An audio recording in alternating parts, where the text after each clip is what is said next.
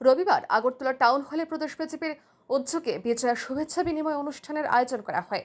এই অনুষ্ঠানে উপস্থিত ছিলেন প্রদেশ বিজেপির সভাপতি তথা রাজ্যসভা সাংসদ রাজীব ভট্টাচার্য, বিজেপির রাজ্য প্রভারী ডক্টর রাজদীপ রায়, সংগঠন মন্ত্রী রবীন্দ্র রাজু, রাজ্যের মুখ্যমন্ত্রী অধ্যাপক ডক্টর মানিক সাহা সহ অন্যান্যরা। এই বিজয়ার শুভেচ্ছা বিনিময় অনুষ্ঠানে বক্তব্য রাখেন মুখ্যমন্ত্রী। বক্তব্যে নব আঙ্গিকে সাজিয়ে তোলা মাতা ত্রিপুরা সুন্দরী মন্দিরের উদ্বোধনী অনুষ্ঠানের বিষয়টি তুলে ধরেন মুখ্যমন্ত্রী। তিনি জানান, প্রধানমন্ত্রী ত্রিপুরা সুন্দরী মন্দির দেখে অভিভূত হয়েছেন। জিএসটি সংস্করণ নিয়ে বলতে গিয়ে তিনি জানান, এতে করে ক্ষুদ্র ব্যবসায়ী থেকে শুরু করে বড় ব্যবসায়ীরা লাভবান হয়েছেন এবং তারা খুশি। তিনি জানান, ত্রিপুরার মতো রাজ্যে কিডনি প্রতিস্থাপন হতে পারে তা চিন্তা করা যেত না। বর্তমানে 4টি কিডনি প্রতিস্থাপন হয়েছে। সব ক্ষেত্রেই দাতা এবং গ্রহীতারা সুস্থ রয়েছেন। আগামী দিনে লিভার প্রতিস্থাপন করার চিন্তা ভাবনা করা হচ্ছে। মুখ্যমন্ত্রী বলেন, ছোট রাজ্য হলেও স্বাস্থ্য ব্যবস্থাকে সাজিয়ে তোলা হচ্ছে। 250 কোটি টাকা ব্যয়ে সুপার স্পেশালিটি ব্লক করা হয়েছে। ডোনার মন্ত্রণালয় থেকে পাওয়া 200 কোটি টাকার ডেন্টাল কলেজ করা হয়েছে।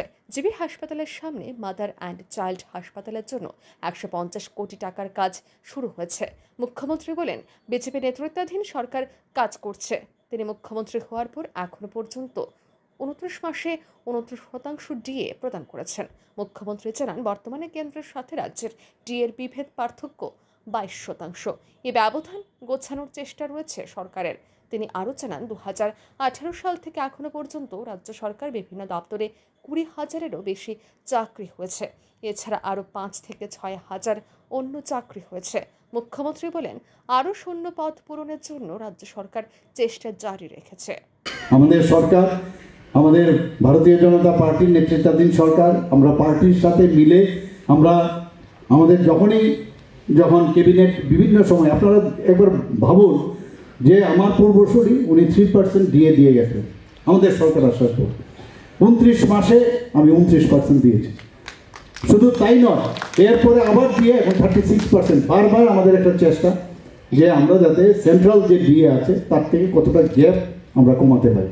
এখন 22%-এর মতো গ্যাপ আছে। আগে যদি ইতিহাস দেখেন আপনারা দেখবেন কত গ্যাপ থাকতো আগে। আমরা সেটা চেষ্টা আছে। আমাদের 7 পে কমিশন, এখানে আমাদের নতুন করে যে 15 ফাইন্যান্স কমিশন তারা এসছেন, 16 ফাইন্যান্স কমিশন নতুনভাবে করেছে, আমরাও সেটাভাবে করছি যাতে করে এই জিন্দাবাদ না করতে হয়। আগে তো কথায় মানে জিন্দাবাদ করতো। আমাদের সরকার আসার পর 2018 থেকে এখন পর্যন্ত শুধু সরকারি চাকরি আমরা 20,000-এর উপরে আমরা অলরেডি দিয়ে দিয়েছি। তো সেইগুলো আমরা দিচ্ছি, এগুলো তো বলতে হবে। আর অন্যভাবে তো যে বিভিন্নভাবে যে চাকরি আছে, আপনারা জানেন যে কতগুলো কন্ট্রাকচুয়াল চাকরি আছে, অন্যভাবেও চাকরি আছে, প্রায় 5 থেকে 6,000 চাকরি আছে। আমরা চেষ্টা করছি আরও যাতে যেগুলো আমাদের চাকরি যেখানে ভ্যাকেন্সি সেগুলোও যাতে ফিল আপ করা যায়, আমাদের পিএসসিগুলোকে যাতে পুনরুজ্জীবিত করা যায় সেই ব্যবস্থা আমরা করছি। চা শিল্পকে নিয়ে আমরা চিন্তা ভাবনা করছি।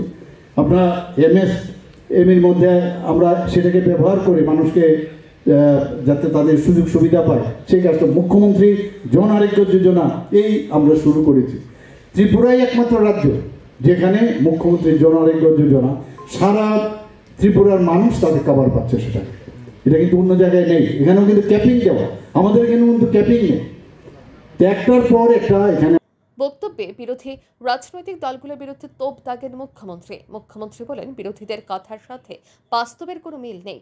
এই ধরনের কথা বলে কাজের কাজ কিছুই হবে না। Bureau report, RE news.